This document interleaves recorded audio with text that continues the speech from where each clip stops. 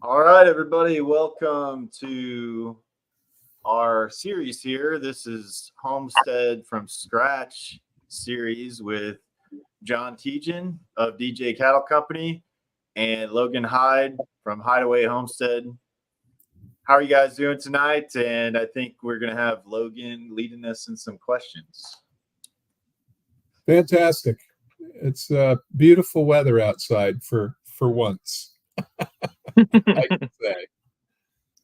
Yeah, same here, doing good. Yeah, enjoying this beautiful weather. It actually got cold enough last night that we opened up the windows and was just like, yeah, no air conditioning.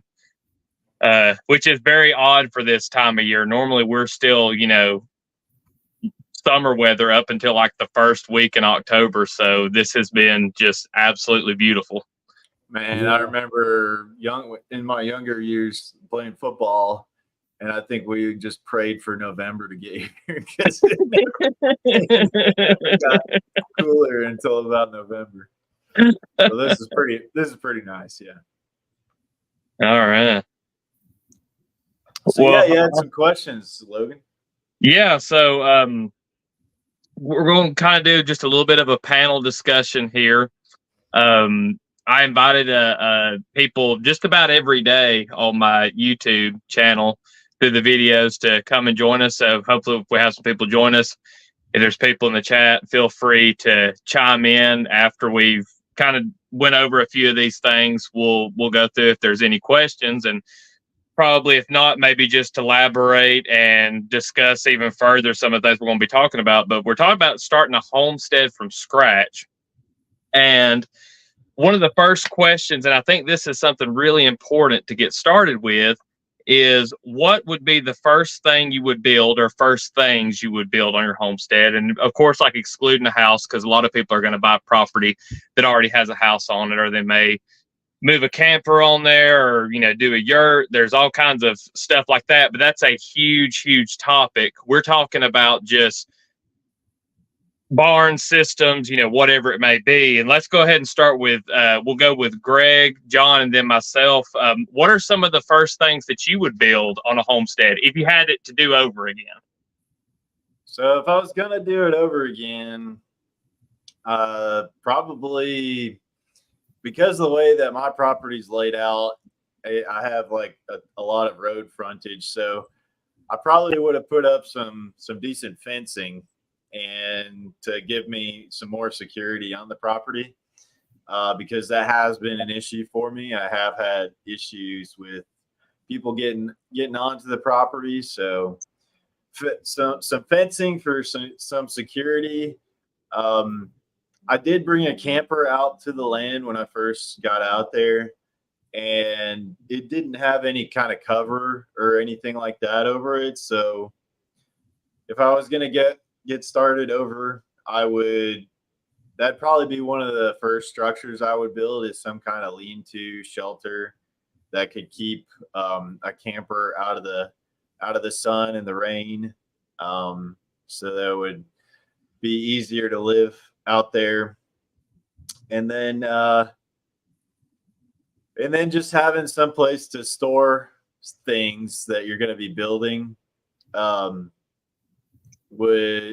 is really important. Store things, and maybe have a little bit of shelter for materials and things that you're going to bring out and develop.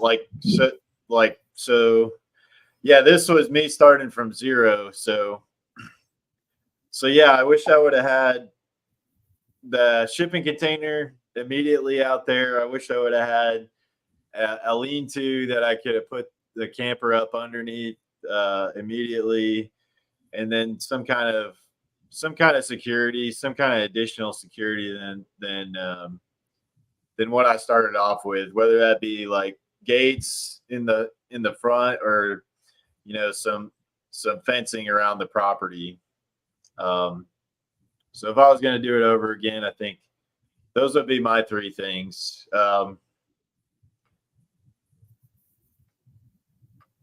Maybe add in a place to go to the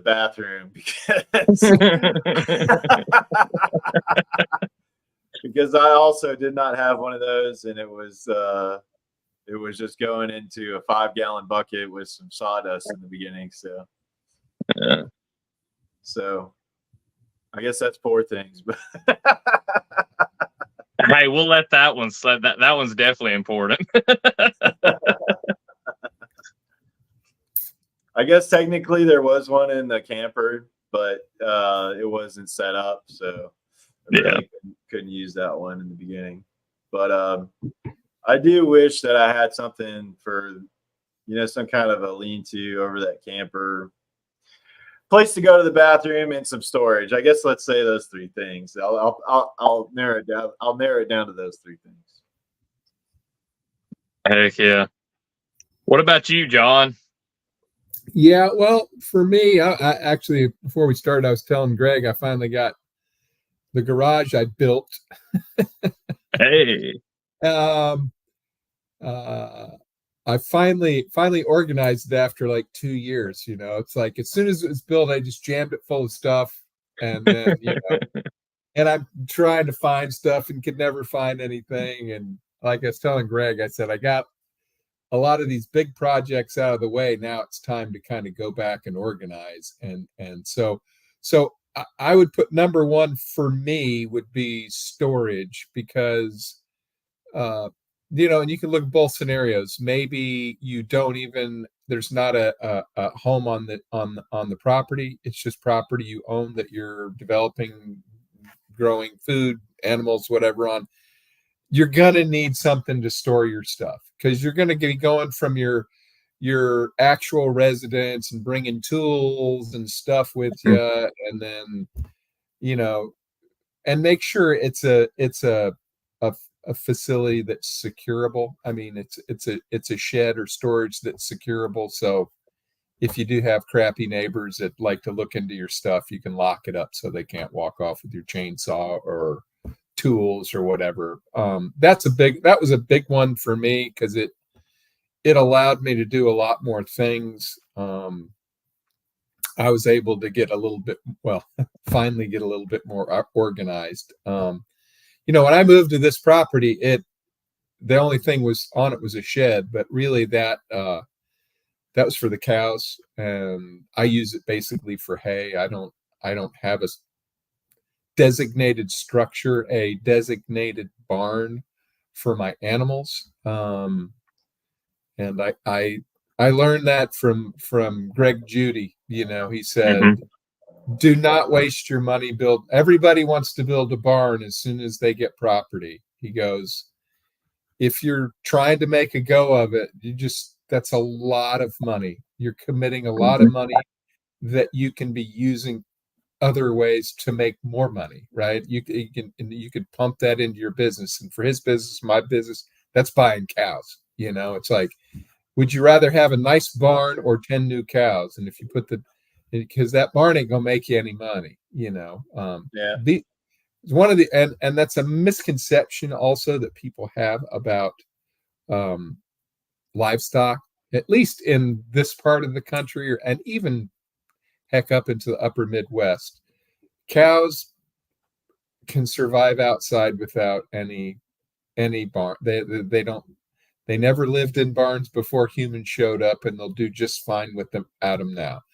Now, if it's like really severe weather and you want to get them out of the wind because they can get chilled, if you don't have a windbreak or something on your property that can protect them from the wind that they can go to, like last year we had probably 4 or 5 days of like really cold, near zero temperature, and it was everything was frozen, the water was frozen, and and I opened up side of that shed, and they stayed there for 2 or 3 days, and after that they're fine. They got out on their own, and they did what they needed to do. But it's just short-term protection, but not totally necessary to sit there and spend a lot of money on a structure.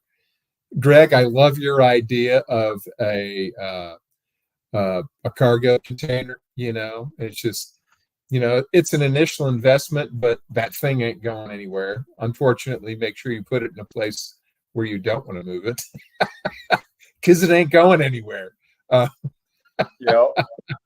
But it's secureable. You can lock it. You can put as much junk, especially when you're starting out at the beginning, and it's basically a skill that you have to learn. And that's like finding free raw materials. When people are just getting rid of wood or metal or whatever that you can use, don't be shy. If it's free and you got a truck and you got someplace to store it, you never know. That's kind of like the farmer's lament. I actually saw a funny video of a guy who found, he was putting something together and a guy was helping him. He says, what you need is like a piece of wood that goes like this, and it's a 90-degree angle. I've seen it. Yes. And the guy goes, wait a second. And he just goes through and he starts digging through his garage, and this little piece of wood is exactly what he needed. It's like, that you've got to be that way. Now everybody's like, I want everything to look neat and I want it to be orderly. You know what? If you got plenty of money to go to Home Depot every time you need a piece of wood or a nail or a tool, that's fine. But that's not most people in our circumstances. So, find those free resources, whether it's on Marketplace, on Facebook or Craigslist. People are just trying to get rid of stuff all the time. You should never have to cut firewood. People are giving it away all the time. Yep. And so this is deviating a little bit from the subject, but yeah, a storage building would be number one for me. Number two, depending on the animals, and this was number one before I built my garage, is I built a chicken coop, and I think that's probably, if there's a poll out there, the most common homestead animal probably is the chicken. I mean, I think you're eventually going to have them if you don't have them now. So it's just go ahead. And basically, I don't have very well-developed carpentry skills, but try to build a chicken coop from scratch. You'll kind of learn from your own mistakes. And it actually, it's solid. It's not going anywhere, but it's not perfect. But the chickens don't know that, right? So so I would say a chicken coop, again, it needs to be secure. It needs to, when they go in at night, they need someplace that nothing's going to get to them, because there's nothing worse than to come outside and all your chickens are dead because, a raccoon or a fox or something got in there, a dog, we had dogs get on our property and kill some of our chickens. That really was not a happy day. So a secure place for your chickens would be good. I mean, it doesn't have to be when you first start out, but if it's something you're going to build, yeah. I mean, you can pick up the $250 thing down at Tractor Supply and it'll last maybe a year, maybe two. It'll fall apart. But $250. Where are you going to Tractor Supply? The cheapest one I see is about $4. Well, it's been a while. We've had some inflation. They're ridiculous now, man. I mean, it's crazy how much they're charging for chicken coop. And just literally the poorest quality materials you could possibly put together anything with. The one I built, and with materials, it probably cost me $500, but I've got 4x4 posts that are holding that thing up, and I built the floor on it and sides, and I got cedar siding that I got for free, and put a roof on. I mean, yeah, it's not something it's not going to win any awards, but it's fine for the chicken. So I'm struggling for number 3, but if Greg's going to throw in fences there as a structure, I can always use more fence. That's because when you buy a place, either it's not going to have any fence at all, it's going to be wide open, which means you need to, as soon as you can afford to, fence it in. Fencing is not something you want to skimp on, because it keeps other animals off your property and keeps your animals on your property, which is really good idea to have. So yeah, and depending on, this farm was fenced, but it's old barbed wire, and hedgerows, and the barbed wires, nailed to trees and stumps, and then there's a couple fence posts here and there, wooden ones, metal ones. It's just been pieced together for 30, 40, 50, 60 years. So it's a constant maintenance thing. So, am I ever going to rip it out and put all new fence in? Absolutely not. That would be, number one, a nightmare, and number two, prohibitively expensive. Because everything, my borders are all tree lined, and either you got to cut trees down or weave the wire in between it, and that's a headache. You just don't want to deal with that, But anyway, so I would say storage building, probably a coop, and maybe some upgrade your fences if you need to do that. Yeah. Well, John, I counted it because I was taking notes on the things y'all were saying, and one of the things that I counted for yours was no barn. I think that's sometimes the best. I was going to say that was your third thing. Build, storage, a chicken coop, and make sure you don't build a barn. If you've got the money and you want to do it and it looks nice and you want to impress your neighbors, go ahead. But I mean, money is it's a finite substance, and And with the barns, if you build a barn, there's no need to build the types of barns that people build around here. You can do something that's way cheaper, just whether it's to store hay in, or like John was saying, to build a windbreak, and so that way your animals aren't getting that north wind and getting wet.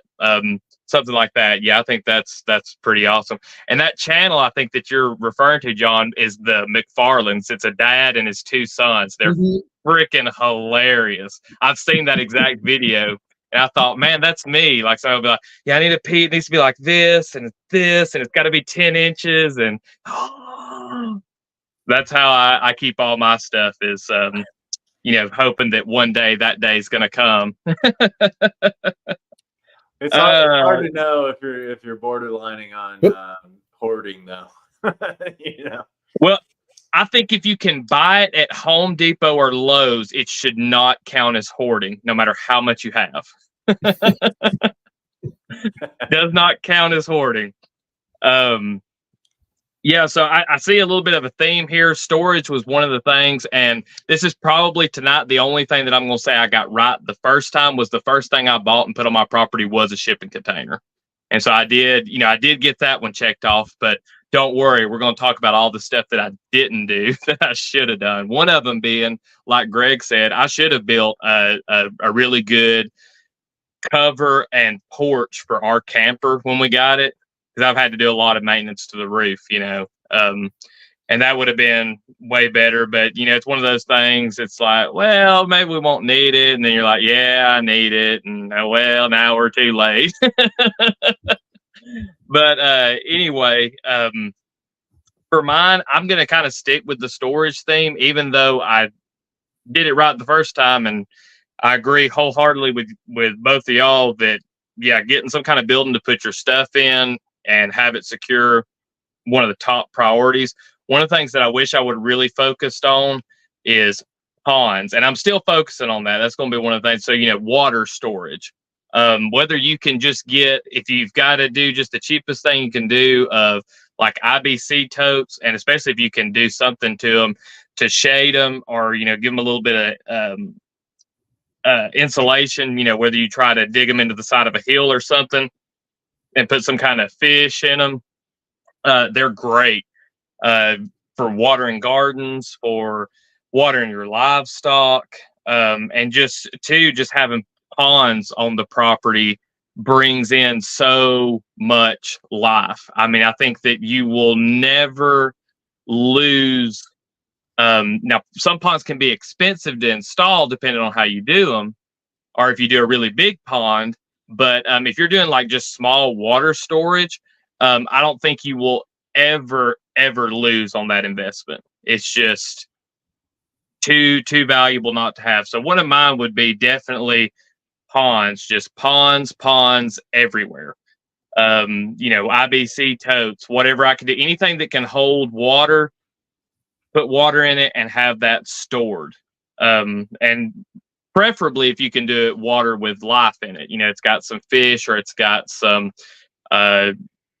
ducks, some kind of critters. It'll bring in insects, it'll bring in frogs. There's all kind of beneficial things that a pond will do for a homestead. So pond being like one of the top deals. Pond / water storage for your house too, if you can do that, even if you're not going to be off grid, if you're connected, to a regular water line and everything, having a few IBC totes that catches rainwater off of your roof can be extremely valuable, especially if you have a water filter, say a main bust on your road, and say the water's only gone for just a few hours, but you need to take a shower and go to work, or you want to flush the toilet. I mean, having, a 5-gallon bucket that you can go and get it out of whatever water it is and put it into the toilet rather than having to hold it or, stink up your bathroom is a very valuable thing to have. So that would be one of them. Another one would be not a barn, but more of a food / feed / fodder, hay shed of some sort, and a composting shed. So something that can store feed, and then stuff that somewhere where you can store the feed after it's been through the animal. And do something with it, whether it's cold composting, hot composting, or black soldier fly larva, or a worm bin. There's all kinds of things that you can do, but I would definitely have that, and that's going to be one of the things that we really focus on, is getting somewhere to store feed and to store our compost, and to build up our compost, and just really have basically our own landfill. But we're not just going to pile everything up. We're actually going to process it into something that's going to benefit the land. So those would be kind of my three things that I think would be really beneficial to get started off from the very beginning. Because as soon as you get those done, you get them established, you don't have to worry about it anymore. And it's not one of those things like, man, I should have had this. I'd already be able to put up all this fodder for my animals if I'd have had a shed build, et cetera, et cetera. Anybody else got anything, any tidbits to add on the structure? Y'all want to move on from there? So, I have a question about with your fodder system that you have going on, you have to have a place that you can dry out the leaves for the fodder trees and things like that, I guess. Yes, in the shade. You want to, anytime you do like the tree hay, it's a little different from the process they do of cutting hay, grass hay. So used to, it was just hung in barns in big bundles, and they hang it up in the top of a barn or a shed, somewhere that's dry. You just want it to be dry and in the shade, just so that way the sun's not bleaching it out. Because when you got hay, from what I understand, when you're cutting hay, you let it dry and everything, but a lot of that hay under there still stays green because of the way that it's cut. John will definitely know a lot more about this than I do. And then, you rake it all up and bale it. But yeah, the leaves, they're a little different. If you leave them out in the sun, it'll zap a lot of the nutrients out of them. From everything that I've read up on ancient cultures that did it, and scientific studies that they've done today with tree hay. So you want to have somewhere to store it. You don't need a whole lot of space. You can pack a ton if you've got a good structure to hold the bundles of sticks that are going to have the leaves on it. You can get a place that's like a 12 by 12 shed, or even something maybe even a little bit smaller than that. As long as it has a good beam in there where you can hang all those up, you can hang a ton in there. Now, you may not be able to do it for cows with something that small, but certainly rabbits, maybe if you build it a little bit bigger, it'd be good for sheep. But it does have its limits on that. If you were doing like a cattle operation, you definitely want something that was a bigger structure, or do like John does if you got cattle. try to manage your pastures to where eventually you won't have to buy hay. You can just be the, gay brown guy and let the cows eat it out in the pasture like they're supposed to. Okay, cool. So talking about plants, that's our next question. So what are the first things you would plant and why? We're going to keep this to a max of like 3 things. That's mainly for me, because if it came to my turn, the live end would end. And plant number 59 is. So, Greg, what are the 3 plants that you would plant right off the bat, starting out on a homestead? Well, I think it's important to have perennials, and that's something that I've kind of focused on. And so I would plant fruit trees that are native to your area, so that you've talked to people that will work well in your area. So, and they're the ones that are going to take the longest for you to produce. So I think if I was going to start over and start on a piece of land, I definitely get some perennials in the ground. I did start with some different trees. I planted some plum trees and fig trees and some nut trees. So I think I planted some pecans. Those take forever to grow, and also you do have to pay attention to your trees and water them really well in the beginning. So you really have to take care of them in the beginning. Another thing from listening to all the permaculturists and guys that are raising livestock, I haven't raised any herbivores, just chickens and fish and some quail. So I haven't understood the importance of the fodder trees, but wanting to get some herbivores, maybe specifically some rabbits, or maybe do some. Everybody seems to keep getting away from goats, but I think maybe goats. Maybe I might try those at some point. But the fodder trees, like the hybrid willows and the hybrid poplar kind of trees, and then calorie crops, I think is an important thing. One that we were real successful with was butternut squash. It stores a really long time, and it's a calorie dense crop.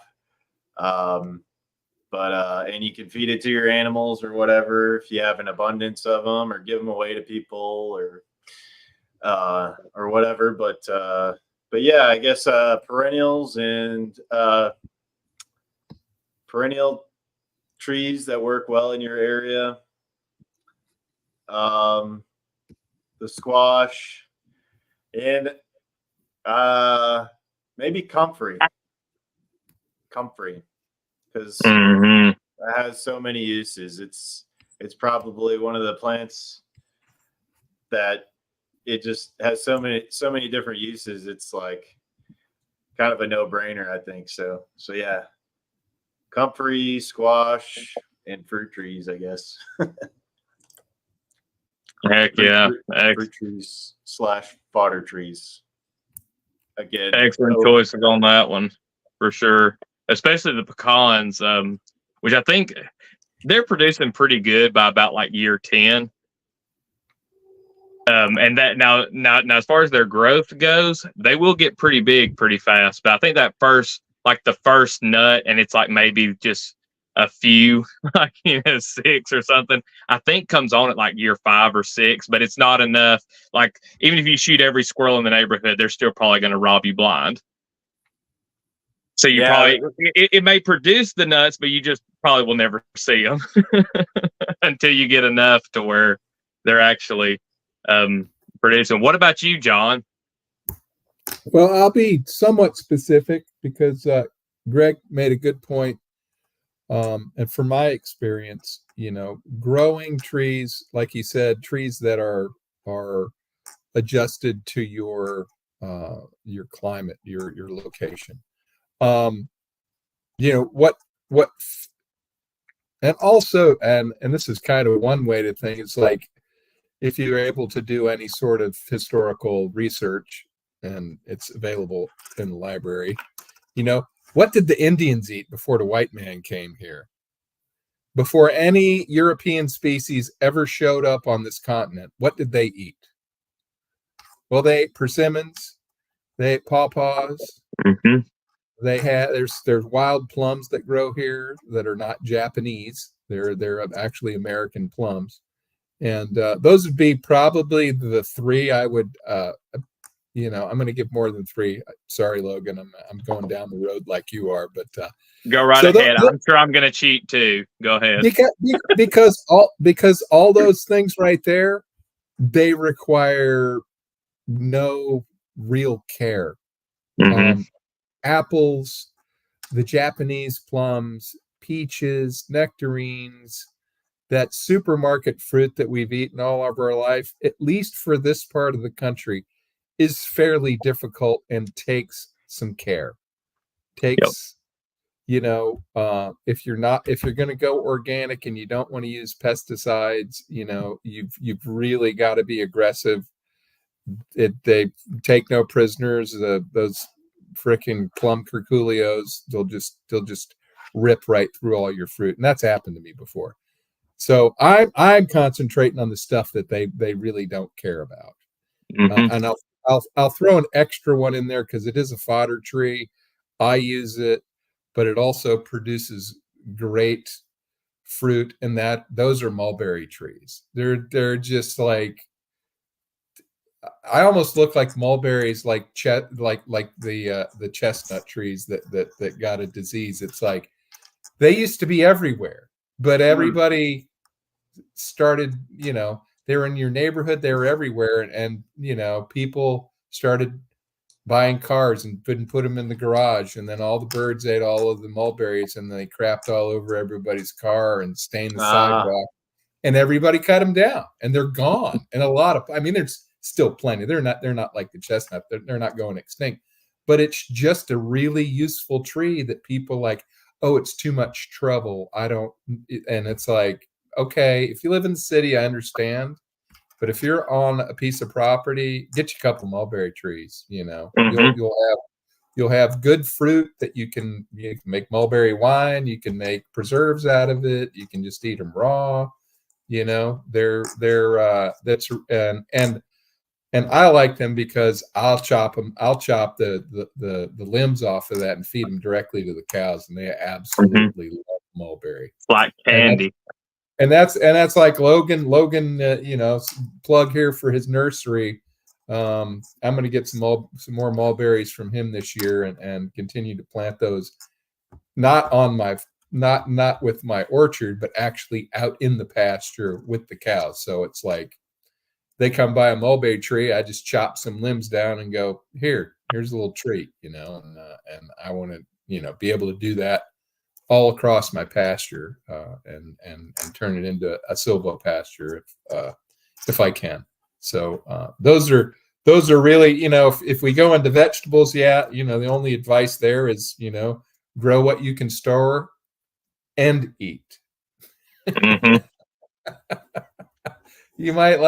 It might store really well, but if it's not something you really care to eat, then you're just kind of, you know, or you have to, you know, hold a gun to your kid's head to eat it, you know. Yeah, just grow what you really love and just concentrate on that, you know, because that's easy, you know. And I think it's the thing everybody, you know, tends to grow because they're delicious, and that's tomatoes, you know, because they're so versatile. You can eat them fresh, or you can can them or freeze them or whatever. So learn how to do tomatoes, you know. I mean, get good at that, which is what I'm actually planning on doing this coming year, is just be the tomato boss of you know, my local area. It's kind of a joke. I'll probably have maybe 5 or 6 plants, but you know, it's enough for me and my family, you know. So yep. Yeah, thanks for the plug on that one, John. Unfortunately, you may end up being, depending on how many mulberries you wanted, you may end up being the only mulberry customer because I don't have a whole lot right now. Okay.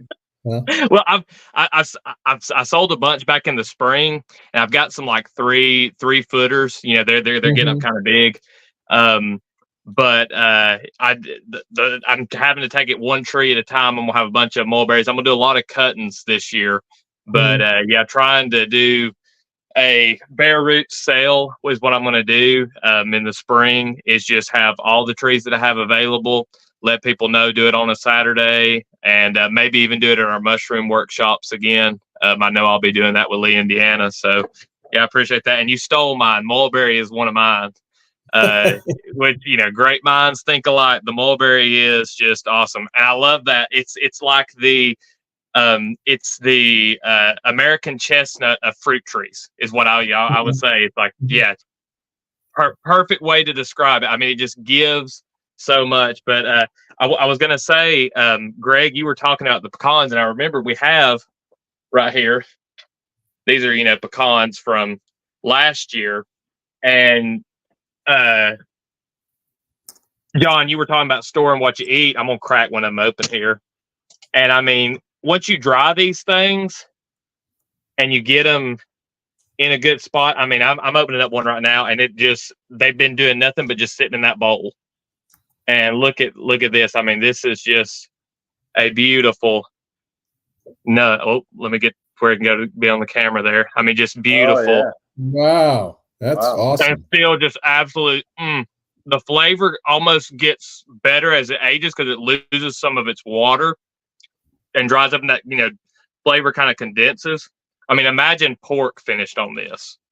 Like if you get enough pecan trees to finish your pork on pecans, like that's at least what, a $400 ham, I'd say. Yeah.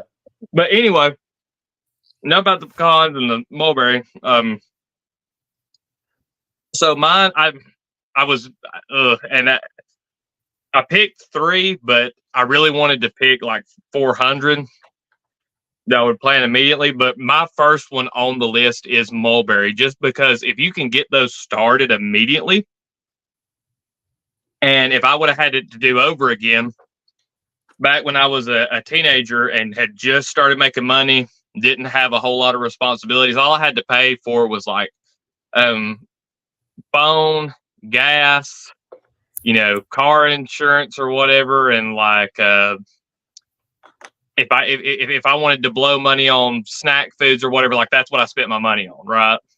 And if I could go back, it would have just been like, okay, every extra dollar that I had that I'm not investing in something would go into mulberry trees and planting more mulberry trees. I would have like a whole acre of just that and other types of trees. Because once they get up to about like that 5 to 10 year range, there's just, there's so much you can do with them. And to add what to John was saying about like the unlimited uses on them, they're actually a really good rot resistant wood. The heartwood is just like the black locust. So if you put them on a coppice rotation, you could also use them for fence posts, because they're not going to grow, you know, really straight long trunks like timber. So you're not going to be building a whole lot of decks or anything like that out of them, or maybe, you know, piers or whatever. But it does have a really good rot resistance, and people use them for fence posts. So that's another thing. You know, the ones, let them all grow up. I've had some mulberries that are just to die for, you know, delicious. And then I've had some that were just like, bleh. But now, you know, your animals eat those, whether they're, you know, nasty or not. So you plant all your mulberries.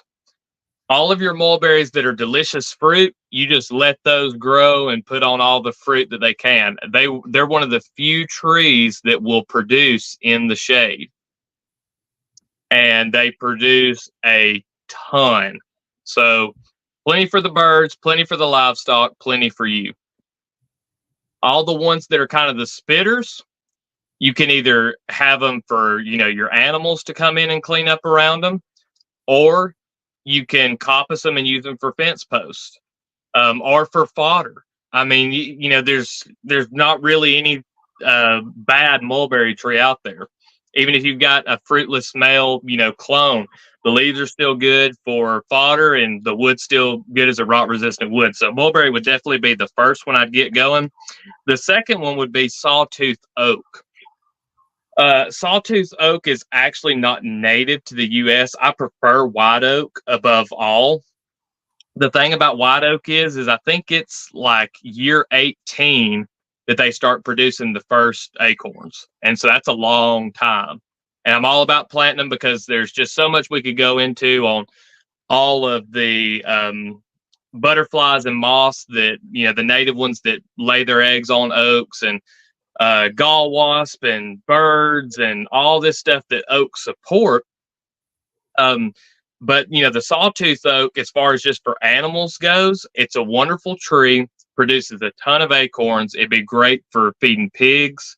And they produce, I think it's in like year 5 or 6, you start seeing acorns, and that's really young for an oak.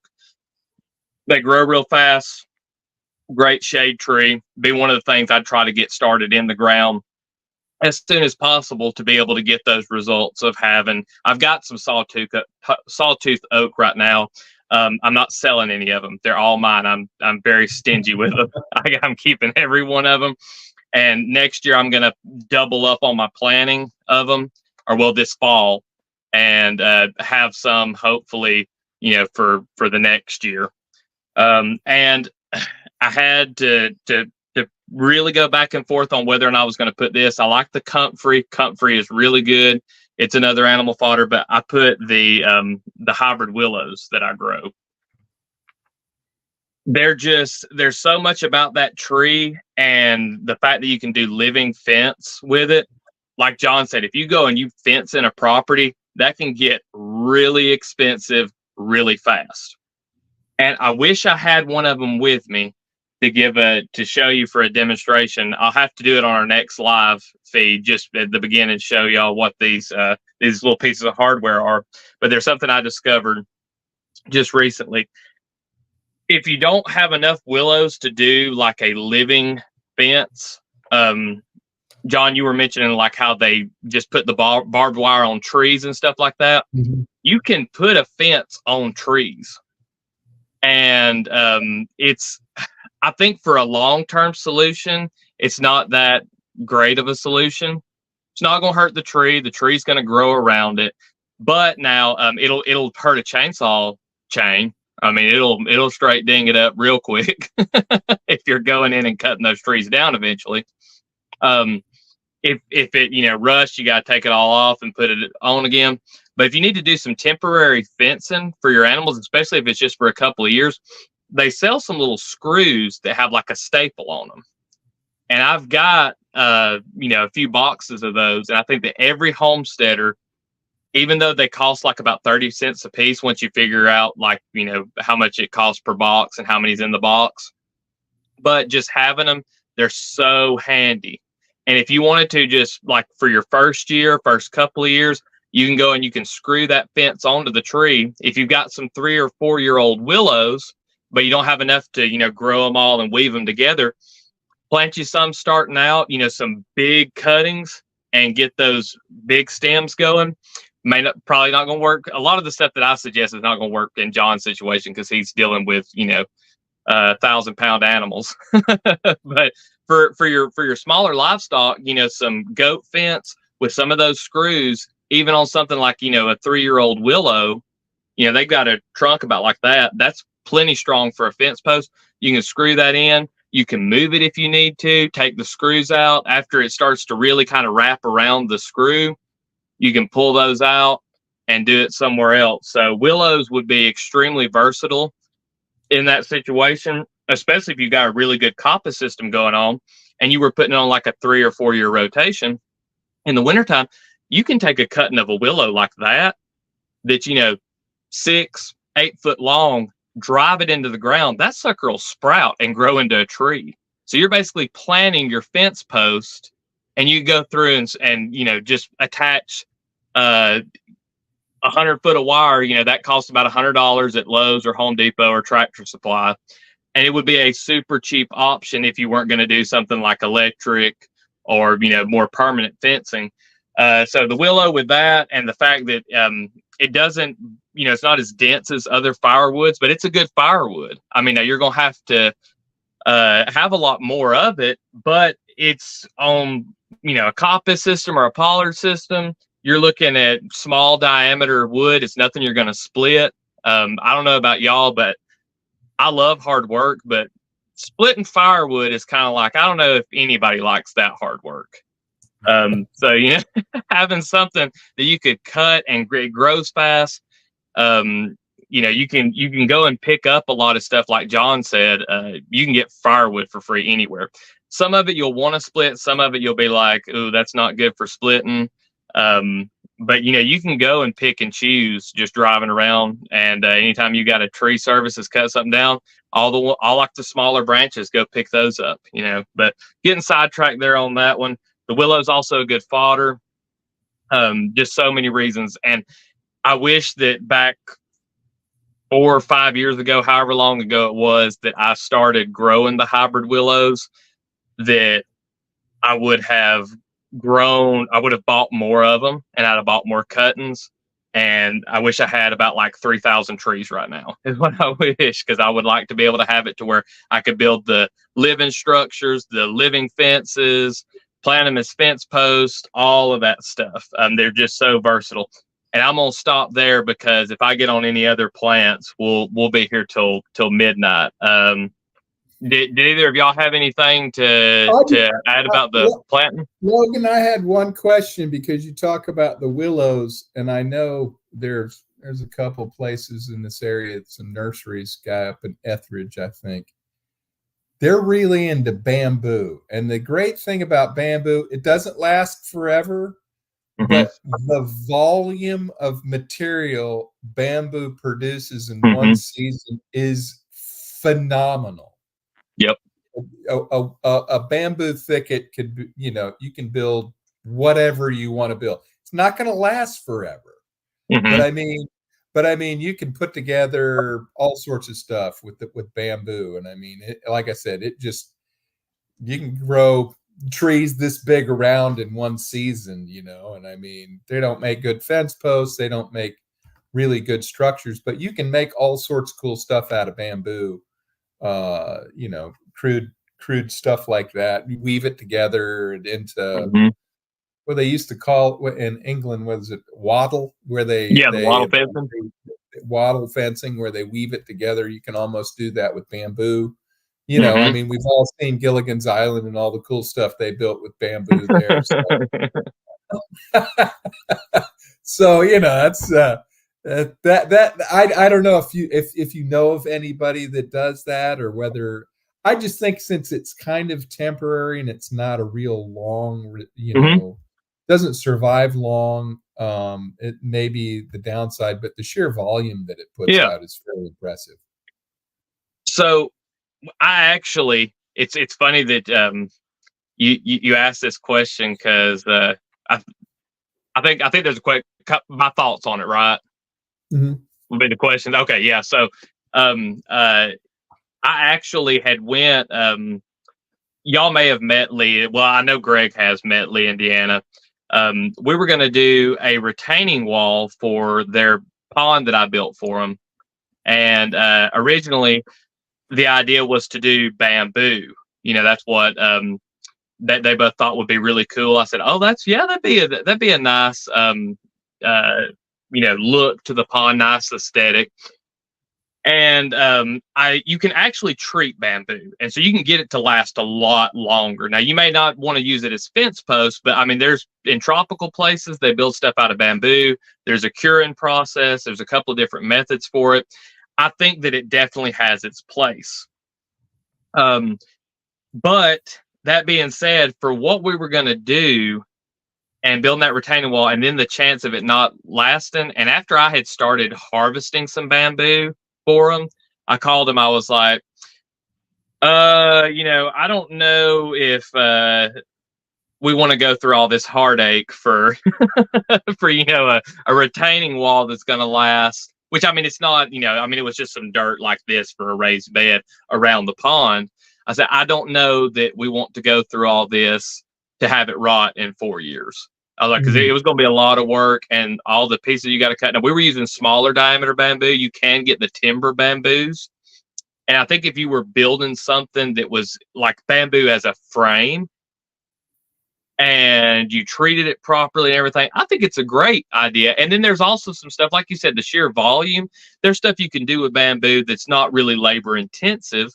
Like if you need them, they make great stakes for tomatoes. If you needed to put up like hey, I just need to get these animals into this area for, a couple of weeks during this time of year or whatever, and you wanted to put up some quick fence posts and drive them into the ground, I think there's certain things that you could use it for that would be really awesome. But like, I've got here, I've got it right here.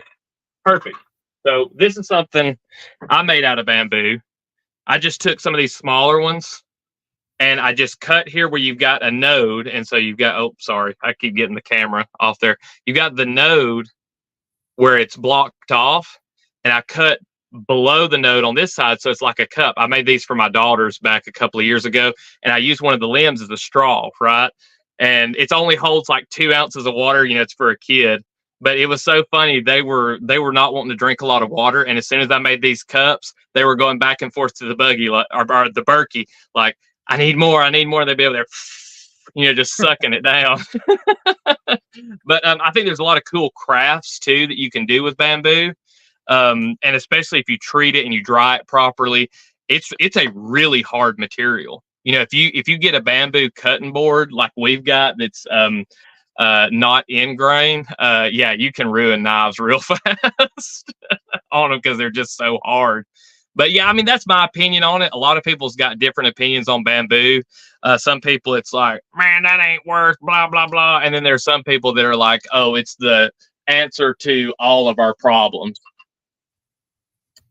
Cool. Good.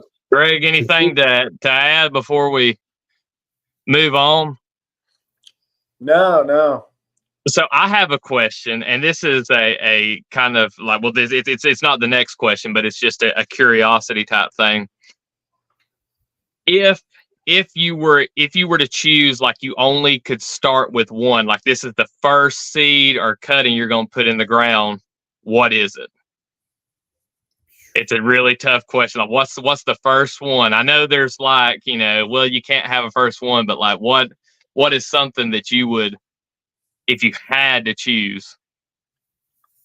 For my area, I would probably choose figs because they just do well in the environment here.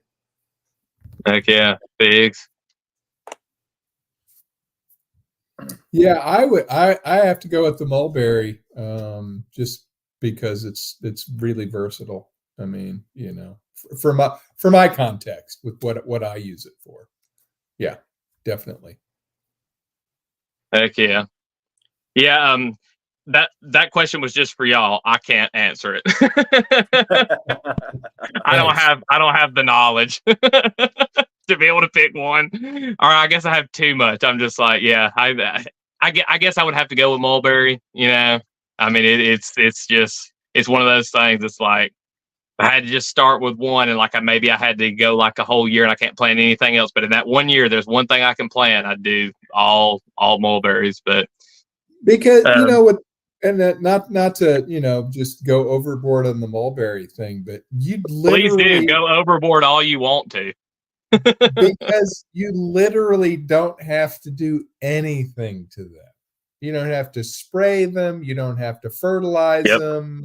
You don't have to water them. I mean, once they get started, it's just like set it and forget it, because, if you're spending all your time babying an apple tree, and you might get 5 apples at the end of the season, it's like, it's a lot of work and it's like not much production. I want something that I just put in the ground, and as long as it establishes, it takes off and it goes, I mean, that's the ideal thing. That's a great thing about nut trees too. They're low maintenance too. They can get diseases, obviously, but once they're established, they just rain nuts out of the sky, I know I got a couple walnut trees on my property, and it's just the ground's just covered with them. Oh, Oh, I'm yeah. sorry. I'm probably gonna plant a lot more mulberries after. Well, Logan, this is a side deal. My Osage orange started dropping fruit. I know you said you want. Yeah. Did you want some? Yes, I really need to try to get some from seed this Okay. coming up year. They're basically, they're in the mulberry family. Oh, really? Yes. Osage orange and mulberry are very closely related. I can't, let's see here, because it's the family. I think I can't remember which family mulberry's from, but I know mulberry here. Like most of them are either Morris alba or hybridized Morris alba and Morris rubra. Mhm. But the family, I'm drawing a blank on what the family is, but yeah, they are very closely related. And if you'll look at how the seeds are, and like the fact that Osage orange is very rot resistant, they have a lot of the same characteristics. You can see the family resemblance in them. But yeah, I definitely want to get up there. We need to plan a time where maybe I can come up and get you some trees and get me some beef and get me some Osage orange seed. Yeah, but yeah, no, that's great. We're really going down a rabbit hole here. Sorry, sorry, audience. We're going down a rabbit hole. But I wonder if you can cross graft a mulberry onto an Osage orange and use that as a root stock. Oh boy, that's a good question. If it's the same family, give me some time to start looking into that. I have thought about crossing a lot of stuff, but yeah, I don't know if you could graft onto them or not. That's a very good possibility. Mulberries, I do know, are a little difficult to graft, just because of the way their bark is. You got to have a very sharp knife, and you need to be pretty skilled. Or you need to have, there's some people that use just like a box cutter to graft. I tried doing some grafting with mulberries. They failed. I'm not a very good grafter. Or maybe a tool that did like, an omega cut, and you could just stick them together that way. But yeah, I don't know. And I don't know really about like the bark of the Osage orange. That's here we go further down the rabbit hole. One of the things that the bark of mulberry, it comes off in really long strips. Yeah. So if you were ever having to survive out in the wilderness and you need to make rope, an emergency dog leash, whatever it is, you could get it off of a mulberry because it comes off in these long strips. That's another use for them, especially if you were cutting them green and you needed some kind of fiber. I know nowadays, rope's just so cheap. It's not really worth doing it unless you just wanted to really learn the skill in case you needed it someday in the future. Mm-hmm. I mean, you never know what's going to happen. So, definitely another side, but yeah, stop. Can't talk about mulberries anymore. Stop. I gotta, we need to have just one episode, and it's just, that's all we talk about is just like, this is the mulberry podcast. I'm not going to ask if there's anything else to add on plants. Let's see here. All right. Last question. So we're getting close to the hour too. So what's the first livestock that you would get on your, farm / homestead? I said to try to limit to 3, but on livestock, really and truly, you want to try to focus it on 1. But I know there's some of them that kind of go together really well, and they kind of like, if a lot of the stuff that you need for chickens and ducks, it's all the same stuff. So you could easily have a few different fowl or something like that, if that makes sense. So let's start with Greg. What's the first animal or / living, moving thing you're going to put on a homestead? I think the chickens are the gateway drug to the homesteading and having livestock and taking care of livestock. So chickens are what I've been raising, and you get the eggs and you get the meat when you're ready to harvest them. So yeah, I think I would say chickens as the first variety, and make sure that you have some good fencing for them, because about everything loves to eat them. So I use that electric Premier One netting, and I built a chicken tractor, so I've got them in that. But yeah, I would say chickens for my first one, and I haven't really raised a whole lot of livestock. I've basically just had experience with the chickens. I attempted to raise some quail, and then I have also attempted to raise tilapia in aquaponic systems. So, so those are my three, I guess, just because I have experience with them. Awesome, man. Well, Mr. Rancher, would you pick cows all over again? Well, I'll preface that without repeating what Greg had to say, because I agree with his approach there. Obviously, the gateway drug is chickens and maybe ducks.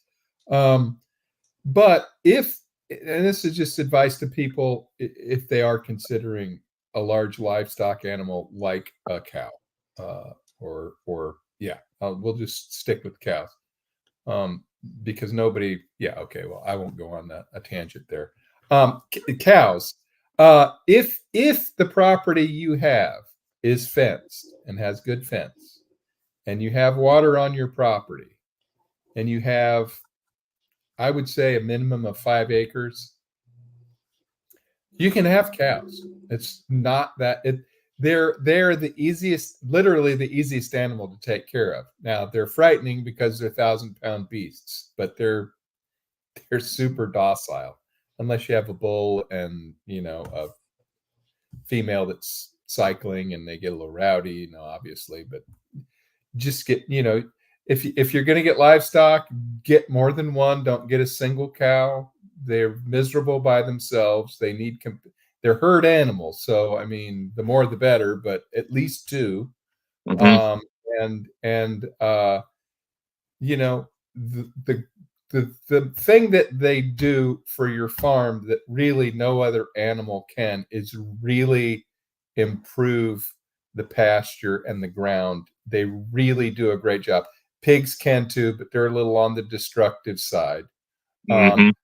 Cows just have this natural cycle with grass that is just, to me, obviously that's the business I am, is absolutely amazing what they can do for a property. And I think it's definitely something, if you want to, because if say you got two cows, two steers, preferably, just so you don't have to deal with all the other issues with cycling cows and bulls and stuff like that. You get 2, you keep one for your family and you sell one, and it might take you 18 months, 24 months to raise them.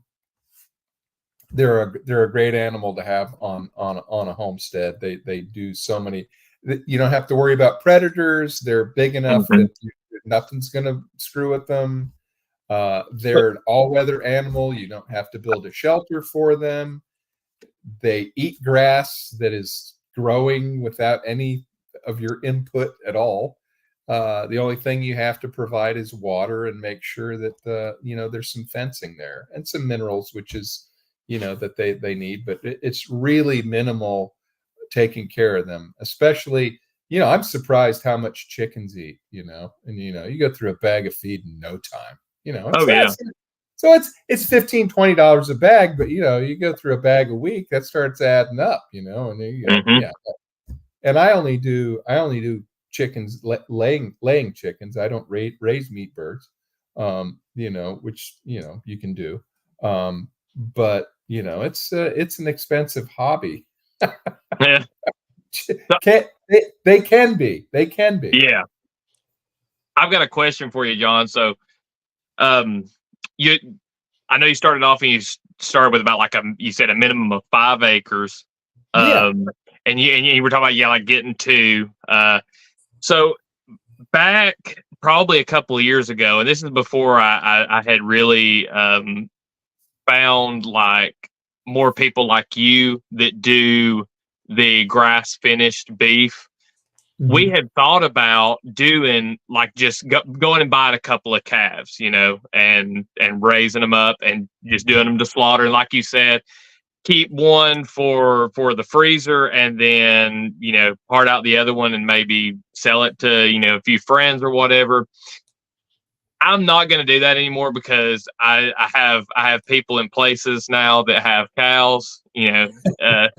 Hint, hint, I'll point up over here, or no, over here where John is on the screen. And so, but like if somebody wanted to do that, say you don't have the option in your area, I'll just tell you what we were thinking about doing, and you can tell me where I would have been screwing up and where it would have been a good idea to maybe change a few things. We were going to get them, and we were going to get electric fencing, just because we didn't have any like physical fencing. I know that some people recommend having, you know, a physical barrier around your property and then moving the paddocks with the electric, but we were going to try to just skip by and get on the electric. That may be a bad idea. We were going to do, you know, just 2 calves, and now we only had really about 2 acres of land that, you know, we could actually graze. That's, you know, just you know, grass, nothing else. You know, the rest of it's kind of under trees. There's some other stuff. I know you can feed hay and everything, but what are some of the things that you would do different, or like if you had to say to somebody that's gonna do cattle that way and maybe just do it for a community like a, you know, cow share or whatever, what are like the bare minimums that you would need to do to be able to do that and not like actually get into the cattle business? Yeah. Well, and even, you know, and when people think about the cattle business, they think about, you know, bulls and calves and heifers and steers and whatnot, you know. But if you just stick with steers, they've had their reproductive systems altered, so they're not going to be reproducing. You're going to get that animal, and they're pretty docile too. But yeah, you don't want to mess with, oh, you know, it's February and my cow's going to have a calf in the middle of, you know, February, or, you know, I mean, people do that. That's their business, you know. And it's like, but for a homesteader, unless you've got enough acreage and you can start, you know, I only have 30 acres, you know, and that's still not big enough to have a bull and some cows and start a breeding program and raise calves and go through that whole thing. That's number one, that's a tough business. Number two, it's a lot of work. And that's just not where I'm at. I'm into providing the quality food. So I start with steers. I have them for a period of time. I raise them, feed them the best that I can, that my ground will provide, and give them a good life, and you know, and then they move on to their next stage to become food. But you know, electric fence is mandatory. You know, there's no substitute for electric fence when you're raising cattle, because to me it's like power steering, you know, because if you've ever tried to get cows to go in a certain direction that you wanted them to go in, and you know, it can be a little frustrating, even with 2 or 3 people and yelling and whatever and cajoling them. But if they've been trained to electric fence, you just take a roll of fence that's not even plugged in. Just have one person on one end, one on the other, and just walk behind them. And they don't want that, you know, that fence wire will hit them, and then they'll keep moving. I mean, you can literally make them go wherever. If you put them on a trailer, put them in a corral, wherever you want them to go, put them in the shed, they will go automatically, because they've been popped once or twice with electric fence, and they avoid it. I mean, just like, you know, a dog collar, or how that electric dog collars work, same thing. They just want to avoid it. And so electric fence mandatory 100%.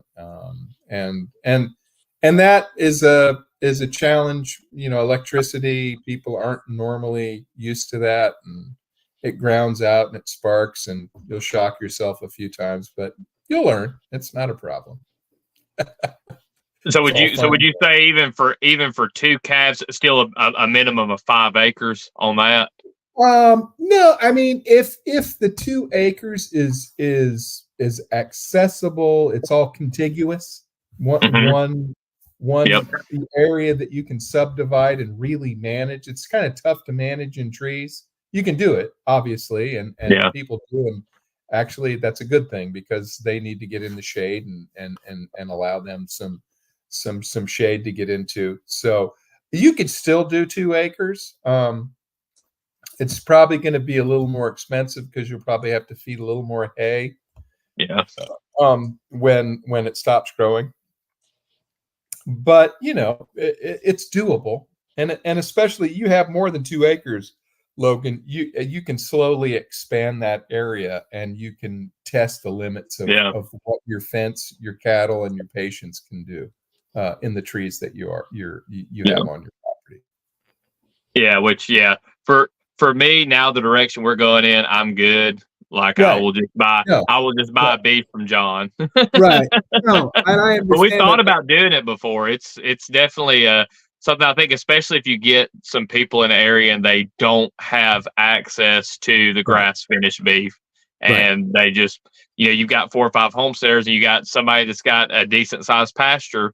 I think it's a great option because, like you said, you've got 30 acres, but you're still not you don't have bulls, you don't have cows. Right. You're not raising up heifers for new breeding stock. That's a lot of money, a lot of time.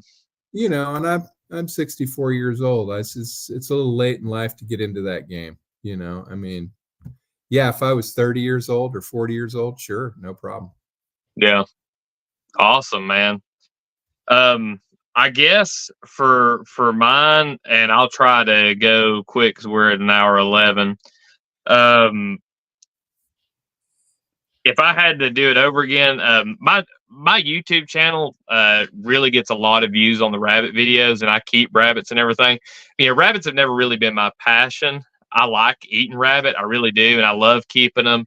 And they're great dog food. So I mean, they're definitely a key thing on my homestead, but they're not necessarily like my number one pick. And if I had to go back and do it over again, there's a lot of livestock that you could keep that's extremely inexpensive. My number one is the black soldier fly larva. Now, I've done black soldier fly larva in the past, kind of passively, but now I've put in a system and been working with them. I had a sheep that passed of my sheep. I had to go get a couple more to go with the one that was left alone. But I tried to save her, was working on her and everything and couldn't do it. I put her into the black soldier fly bin larva because she was kind of smelling, so I wasn't going to try to get any of the meat. And that sheep was gone within just a couple of days. Wow. They cleaned the bones and all of those, the black soldier fly larvae, I'm pretty sure that they're 40% protein and like 30% fat. They are an awesome protein source for your birds, fish, pigs, all kinds of stuff. They make great fishing bait too. Me and my brother-in-law can catch, 50 bluegill, in no time using those black soldier fly larvae. They stay on the hook. They're not like the earthworms. Earthworms, you go and a lot of times you'll cast and it's like, dadgummit, I slung the worm off, or, some little comes and picks at it and jerks it off. Those black soldier fly larvae, man, they're on there. I bet the max I've ever caught on one was like close to 10, I think. And, wow. I mean, they're just super easy. And I've been using coffee grounds to supplement their feed and also use it as a bedding and also to cover up smells because they like rotting stuff.